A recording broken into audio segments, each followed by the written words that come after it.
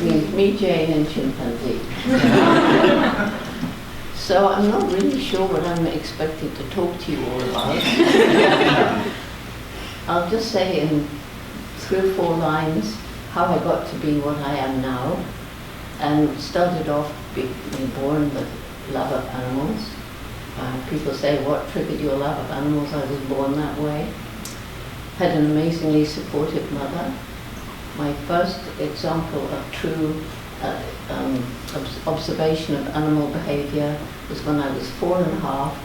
We lived in London. Mum took me for a holiday into the country, stayed on a farm, was given the job of collecting hen's eggs, and I kept asking apparently where did the egg come out because I couldn't see the hole on the hen. So I hid in the hen house for 4 hours apparently. Mum didn't know where I was. And most mothers would have got really angry because they'd even called the police because they couldn't find me. It was getting towards evening. But she sat down to hear the wonderful story of how a hen lays an egg. And the reason I love that story is, you know, it really shows the making of a little scientist, asking questions, curiosity, not getting the right answer, deciding to find out for yourself, and learning patience. It was all there when I was 4.5 years old. Age 10, I found a little book. We didn't have much money at all. It was wartime by then. Found this little second-hand book. Could just afford it. I used to save up my pennies of pocket money.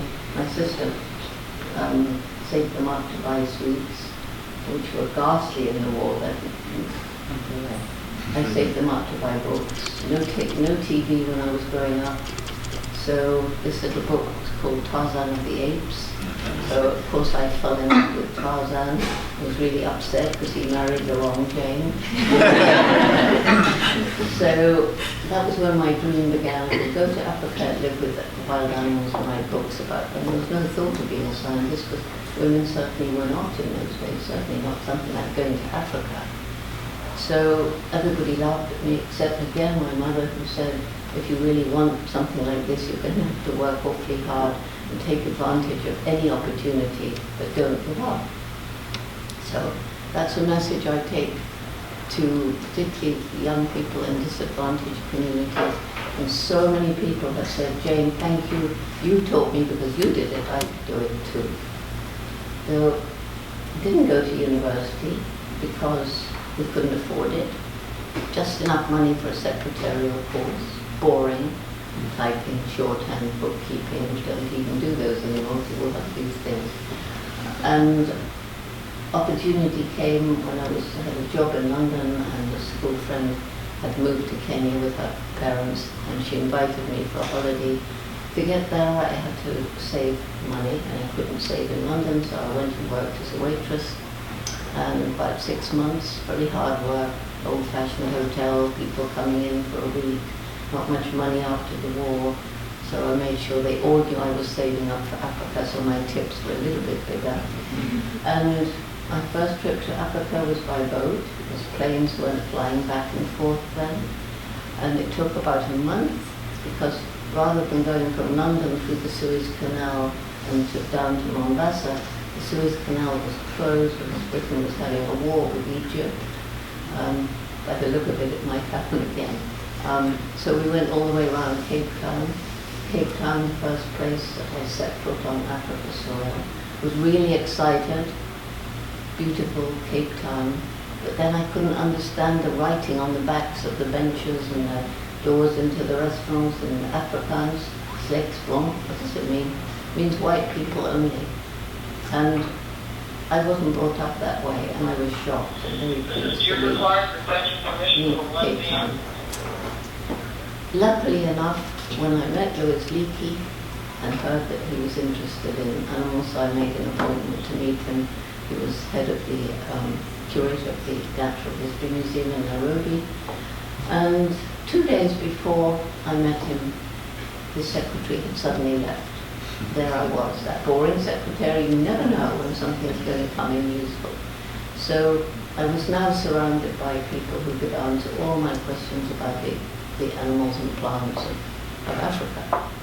And in cutting the story short, he asked if I would be prepared to study chimps. He was impressed I knew so much because I'd read everything I could. And took a year, finally got the money, and I hadn't even been to university. It was a crazy idea. A young girl in those days, it was a totally different world from now. And the thought about a young girl going off into the jungle was shocking to people. But finally he got money for 6 months, and first the chimpanzees ran away and ran away and ran away, and I was getting more and more and more worried. And then finally one began to lose his fear, David Graebier. And it was this magical day when I saw him using grass blades as tools to fish for termites, picking leafy twigs and stripping the leaves to make them into tools, which would not be exciting today, but back then it was, because science had decided humans and only humans use and make tools. In fact, we now know that many animals use tools, and some, like crows and ravens, make tools. So, Geographic stepped in at that stage and said that they would fund the research, sent a cameraman, filmmaker, Hugo van Lauwert, to record the behavior that I was beginning to understand more and more, because the chimps, I think following David Graebier's lead, they began to lose their fear of me. And so the thing that was really striking was how like us they are. Kissing, embracing, holding hands, patting one another, swaggering, shaking a fist, begging for food. They're all things that we use in our gestural communication, and they mean the same thing. And I got to gradually know them more and more as individuals. The males have a very clear hierarchy. Some of them fight very hard to get to the top. When I say fight, I don't mean physical fight. They put a lot of effort into intimidation displays, making themselves look big and strong, challenging higher-ranking males. And when they do this, they're swaggering upright and their hair's bristling, their lips are bunched in a furious scowl. If only their hair was orange. Anyway, they remind me of a lot of different cultures. And Italians don't do that, so. Females, good mothers, bad mothers, and the good ones are supportive, like my mother. And it turns out, when we now look back over 60 years, that the supportive mothers, their offspring, do better. The males tend to get to a higher position because they're more confident, they're more self-confident, and the females make better mothers, probably more children theirs live. Chimps, however, big difference from us, they don't overpopulate their environment. Most females don't manage to raise more than 3 offspring. Many just do. I was shocked when I found that, like us, they have a violent, brutal side, and they're capable of a kind of primitive warfare. They kill each other. Not outright, they leave the victim to die of the terrible wounds inflicted. And they also have a loving, compassionate, and true altruistic side to their nature, just like us. When I got to Cambridge University, because Leakey wrote and said he wouldn't always be around to get money, and I had to get a degree, but there wasn't time, he said, for an undergraduate degree, and he got me a place in Cambridge in England to do a PhD in ethology. I didn't even know what ethology was. Remember, I hadn't been to college, and I was very nervous, so you can imagine how I felt when I got there, and most of the professors told me I'd done my study totally wrong. It wasn't scientific to give animals names, not study subjects anyway. They should be numbered. Also, I couldn't talk about them having personalities, minds, or emotions, because those were unique to us, they said. But luckily I had this wonderful teacher when I was a child who taught me that in this respect, these clever men, all men, these clever men were wrong, and that teacher was my dog. You can't share your life in a meaningful way with a dog, a cat, a rabbit, a bird, and not know that, of course, we're not the only beings with personalities, minds, and emotions. So that's why I carry Ratty, because these days, I mean, you can study things that I couldn't have studied because they apparently didn't exist. if you want to, you can do a study on animal emotions. Animal intelligence is now a big hot topic. Rats, intelligent, highly intelligent, and if you haven't seen it, just Google 5 smart rats. You'll be honestly amazed. And if you look up 5 smart rats, you'll see most of it is how to kill smart rats. Well, leave that alone. Until you find that these 5 rats are introduced by personality and name. But he is representing the giant forest rat of Africa. And these guys are being taught to detect the smell of landmines, the TNT, the explosive. They've been credited with helping to make Mozambique landmine free. They'll go along the top of the ground. They're much too light to risk having a mine. And they do a little scratch, and then the mine diffusing people can come and dig up and diffuse the mine safely. And I've met so many people who've lost feet, and the mines are left after these civil wars in the fields. It's mostly children and women who are affected, and it's tragic. So these guys can also detect the earliest sign of TB, even before the hospitals in Tanzania. They just sniff the sputum. And now some of them are taught to sniff ivory, some rhino horns, some penguin scales, some tiger bones, and so on. And the advantage over dogs who can also do that is they can climb up crates in the ports and sniff along the top. So ratty. And then that's why I have piglet. Pigs are as intelligent as dogs, more intelligent than some. And Google, not Picasso the artist, but Pigcasso. See what you see. You'll love it. And choose the one with the Geographic. There's 3 when you Google it. And it's the first one with Geographic sign. It's all the same, but Geographic's beautifully edited. So, jumping on, we now will face this climate crisis. Gradually, people began to wake up. The climatologists were telling us about this 30 years ago, that we were going to cause this dramatic change in the heating up of the planet, leading to the disastrous weather patterns.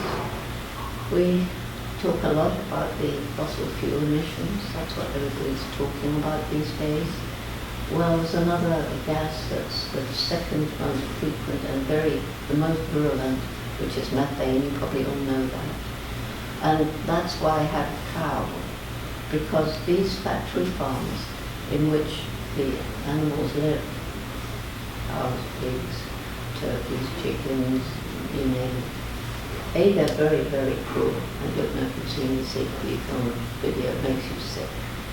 I don't know if you've ever been to one of those places. If you haven't, don't, because you won't sleep for weeks. But in addition, all these billions of animals, as more and more people eat more and more meat, they have to be fed. So huge areas of habitat are cleared to grow the grain. Then masses of fossil fuel to get the grain, the animals to the abattoir, and meat to the table. Water, which is becoming increasingly, fresh, clean water is becoming increasingly scarce as we drain aquifers to grow food in inappropriate places. And a lot of water is used to change vegetable to animal protein. And then in addition to that, food, this is I take cow around talking to kids, food goes in here and gas comes out the other end. And also cows belch a lot as well, and that's methane. So you all know exactly what we're doing to our planet. The biggest difference between us and chimps and other animals, I think, is the explosive development of our intellect, and how bizarre that the most intellectual creature to ever walk the planet is destroying its only home. And I deliberately don't say intelligent, because what we're doing is not intelligent, but we're using our intellect, our brains. Look up at the moon. If it stopped raining just tonight, maybe tomorrow, it's almost half now, and just try and get back the feeling of amazement I had. I remember the first landing on the moon. Wow, we put people out there, and I always look at the moon and think like that, and yet we're destroying our only home. The rockets and little robots crawling around Mars, we don't want to live there. We can't live there. And so we've got this one beautiful planet. And we're polluting, we're cutting down the forests, we're polluting the ocean, the two great lungs of the world. And so that's why I began our program for young people called Roots and Shoots. Roots and Shoots, think of a big tree and think how it began from a little seed and the little roots came out and the little shoot. You could have picked it up at that time and it would have seemed so insignificant. But I call it magic, there's a life force in that little seed. So strong it can survive 2,000 years sometimes and still grow. But those little roots, to reach the water, can work down through rocks and eventually push them aside. And that little shoot to reach the sunlight can work through cracks in a brick wall. We think of the rocks and the walls as the problems we've inflicted on the planet, then Roots and Shoots is a program of hope. Hundreds and thousands of young people like you around the world can make it a better place. Began in '91 in Tanzania, and it's now in 60 countries, 59 actually. It's got members now from kindergarten, very strong in university. What do these groups do? They get together and talk about the problems that bother them the most. They sit down and discuss what to do about those problems, and then they work out a project, roll up their sleeves and take action. So everywhere I go around the world, there are young people wanting to tell me what they're doing, what they've been doing, what they will be doing to make this a better world. And that's my greatest reason for hope in dark times. But there's also the resilience of nature. In 1960, when I went to Gombe, it was part of what we called the equatorial forest belt, stretching right across to the west coast, almost unbroken. In 1990, when I flew over Gombe, it was a shock. It was a tiny island of forest surrounded by completely bare hills, more people living there than the land could support. Farmland overused and infertile. And they were struggling to survive. So that's when it actually hit me. If we don't do something to help these people find other ways of living than destroying the environment in their desperation to cut down the last tree to try and grow food or make charcoal, then we can't even try to save the chimps. And so we began our Take Care or Tukari, as it's known, our Tukari program. And well, you can look it up, it's very holistic. And what was different from what anybody else was doing, we didn't go into the 12 villages around Gombe and a bunch of arrogant white people telling them what we were going to do to make their world better. We picked a very small team of local Tanzanians who went and listened and asked them what did they think we could do. And so it became very holistic, from restoring fertility to the overused land without chemicals, working with the local Tanzanian authorities to improve the schools and getting money for some clinics, especially for women and babies. Mostly weren't any. So women's reproductive health, scholarships to keep girls in school during and beyond puberty, knowing that all around the world as women's education improves, family size tends to drop, and Africa has the fastest growing population in the world. And providing family planning information, again delivered by local people who came to our workshops. Then gradually moving out, because most of Tanzania's remaining chimps are not in protected areas. They're in village forest reserves. So this program is now in 104 villages throughout the remaining chimp range. And each of these villages provides volunteer to come to our workshops, and they learn how to use smartphones. They chose together what they would record in their forest, like an illegally cut tree or an animal trap, a wire snare, or perhaps the other side, a chimp nest, or sighting a chimp or a leopard or a pangolin or something. And that program has been so successful that the villagers have now become our partners in conservation. Not only do they understand that protecting the environment is not only for wildlife but for their own future, but also they've got the tools now. They can do it themselves. They've got these smartphones and other equipment too. So that's now in 6 other African countries. And so it's really making a very big difference. And then so resilience of nature. There aren't any bare hills around Gombe anymore. And I'm sure you all know places that were once destroyed. Given time, perhaps some help, it can be restored. I mean, there's so many examples from all over the world, everywhere. Animals on the brink of extinction, given another chance. And so my last reason for hope is what I call the indomitable human spirit. And that's why Mr. H is always with me, because he was given to me 29 years ago, and he's done pretty well. And he was given to me by a man called Gary Corwin, which is why he's Mr. H. Gary was in the US Marines and went blind when he was 21. He decided to be a magician.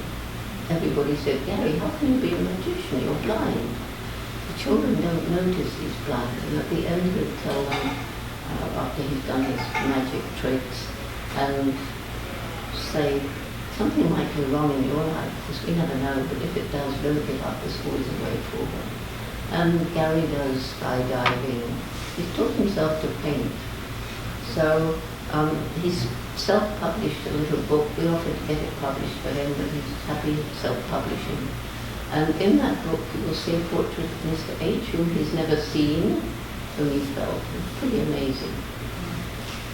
The only blurry bit on it is the banana, because I guess when you feel this, it feels a bit peculiar and blurry, but anyway. So those are my reasons for hope. And I guess some of you might like to join us in Roots and Shoots to help make this world a better place, do you think? Yeah. I think so. In Tanzania, where Roots and Shoots began, we, as much as possible, bring together young people from different outlying places so they can share what they're doing, have the spirit. So at the end of every meeting, they were saying, together we can, meaning together we can save the world, we can make a difference. And I said, yes, we can, but will we? So now they say, together we can, together we will. If you feel like that, shall we do that together? Together we can. Together we will. Good. I think we've got some time for a few questions. I think, I'm not sure, but I imagine Susanna will come and collect them.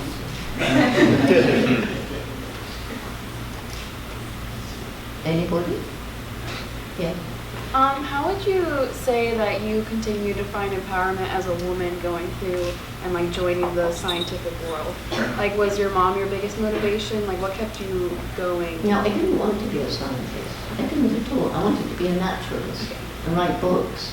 It was Leakey who told me I had to get that degree and pushed me to do it. I didn't want to do it. But once I got there, I had a wonderful supervisor. And he taught me how to think and write like a scientist. Logically and questioning everything. He, however, initially told me that it was completely wrong to have empathy with your subject. And I personally think that if you have empathy, it's a starting off point for understanding. Because if you watch an animal doing something and say to yourself, I think I know why he's doing it or what it means, then you can start investigating as a scientist whether your theory is right or wrong. It is that empathy, that feeling of understanding, which science is still in a way denied. But I think it's most important. Saying science hates anecdotes, and yet I think a collection of anecdotes is one of the most powerful ways of understanding, because you see what the animal is capable of. And why is it not scientific just because it's one observation? Isn't it? If you've gone long enough, you find more than one about a single behavior.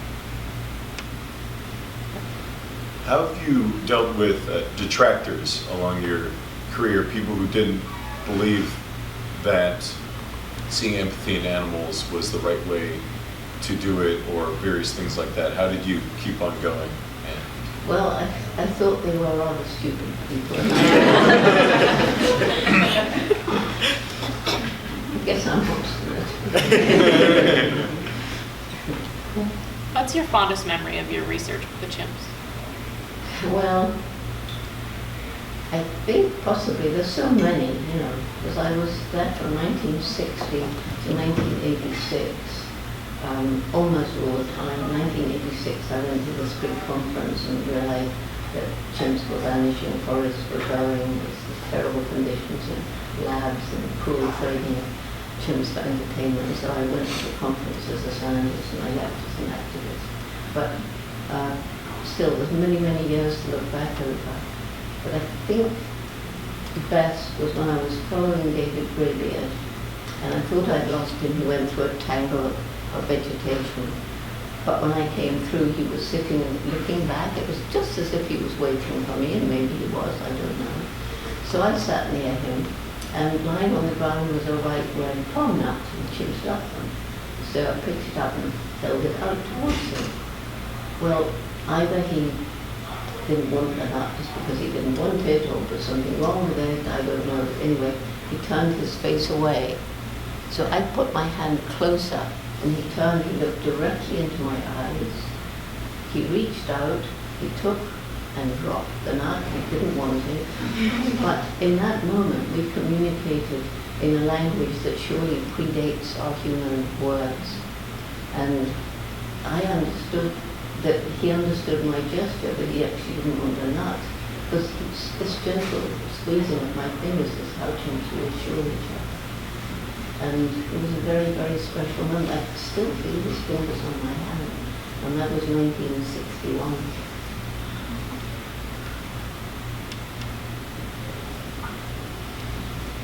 Any more?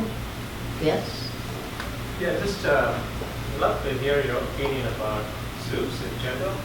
We're talking about animals in the wild. Okay. What's your opinion about zoos and what zoos can do better?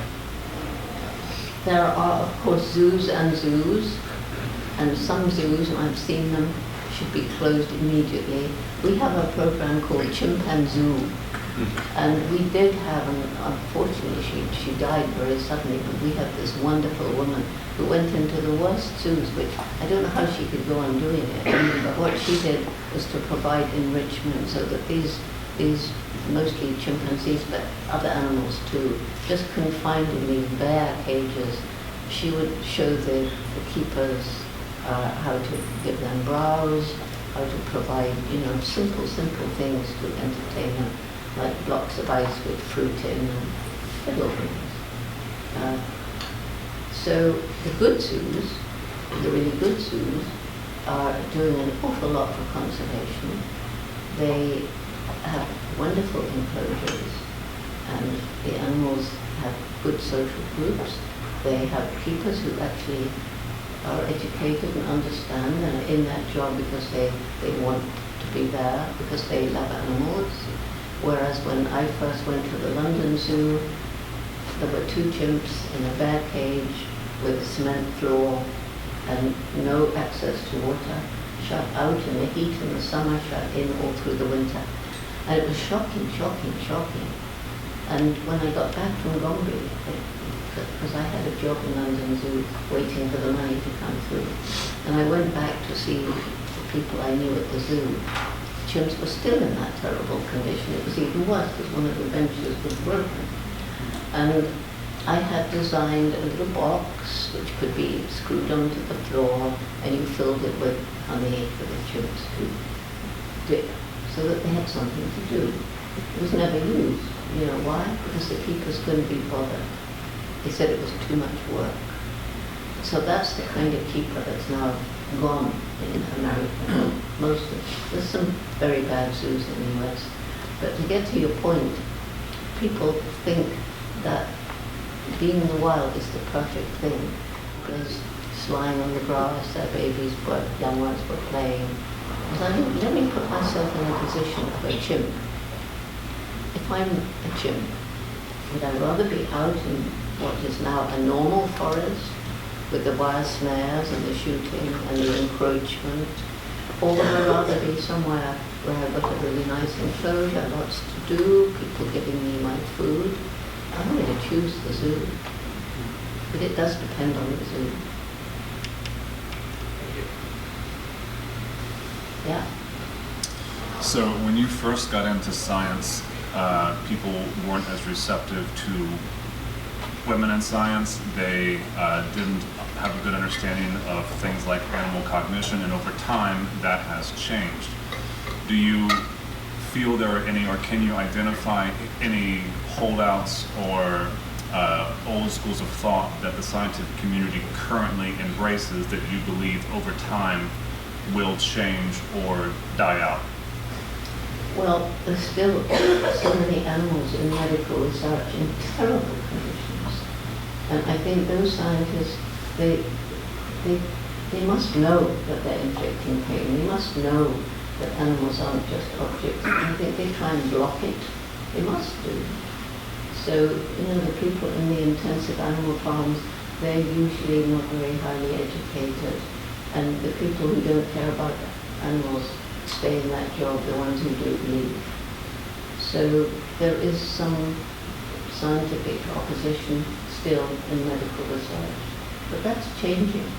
And I started this long fight to get chimps out of these 5-foot by 5-foot cages that so shocked me in 1986, secretly for a year.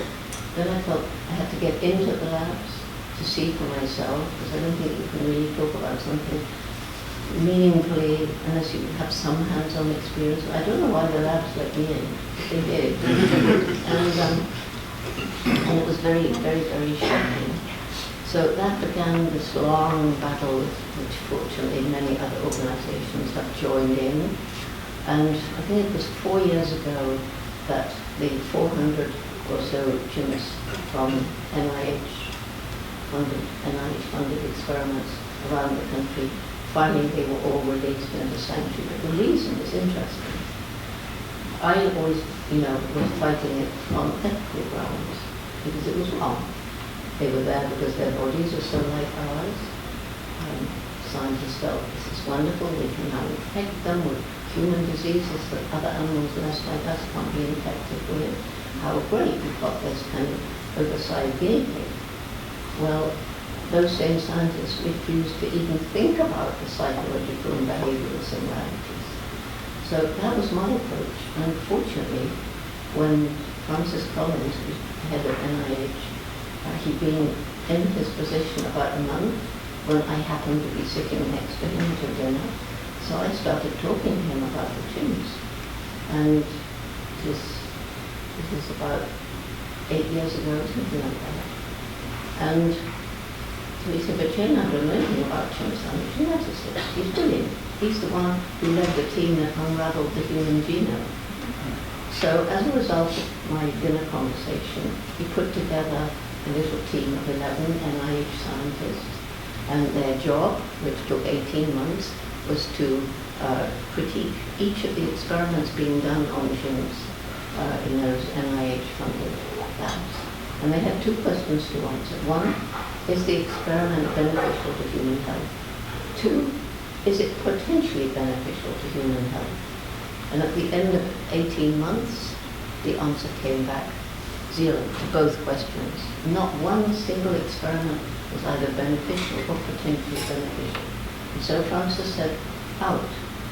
And still some left, but that's just waiting for money to send them to these sanctuaries. So that's somebody who sticks to his values because he lost a lot of friends when he did that. People who thought, well, we might want the chimps in the future. And so, but he admired people like that. Do you have any advice for young activists trying to start something like that? Sorry, do I have any advice for? Young activists trying to start a movement like that? advice for young activists trying to start a movement like that, yes, I do. And that again was something that I learned from my mother. So, you're meeting somebody who's doing something you disapprove of, right? Or you want something to change. The worst thing you can possibly do is to start attacking. Verbally attacking, I mean. My mother advised me, first when you meet somebody like that, listen to them, because maybe they've got a point that you haven't thought of. And then you still want to change them. So how? Not by arguing, because honestly, if you watch two people, starts as a discussion, it gets more heated, each person thinks they're right, each person is not really listening but trying to think of an argument to counter-argue the other person. The way is to get into the heart, and I find that telling stories is the best way. On the topic of young activists, I've heard a lot of people compare you and Greta a lot, so I'd like to know your opinion on that. Well, I don't really see how you can compare me and Greta, because Greta's still 16, maybe she's 17 now. We say she's like the Jane Goodall of the younger people. Well, yes and no. Yes and no. Greta, she hit upon this wonderful idea of taking a day off school. And I've met a number of parents who say, well, my child wanted to go on a march, and I asked her what she was marching for, and so a lot of those young people, hopefully it spins off on them. I would love to have Roots and Shoots kind of weave its way into these marches so that after the marching and having fun, they can actually get going and do something. Because you can't, how can you protest to people unless you know what you're protesting about? So,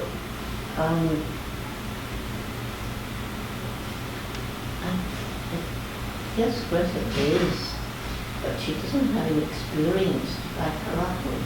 She's young. So I don't really think you can compare me and Greta. I mean, yes, she's inspired people, but in a very different way from what I do. She wouldn't have got where she is, and I'm glad she has got where she is, but she wouldn't have happened without social media. It just went viral like that. But she's hopefully making some of the politicians work out, but I wonder. I just don't know.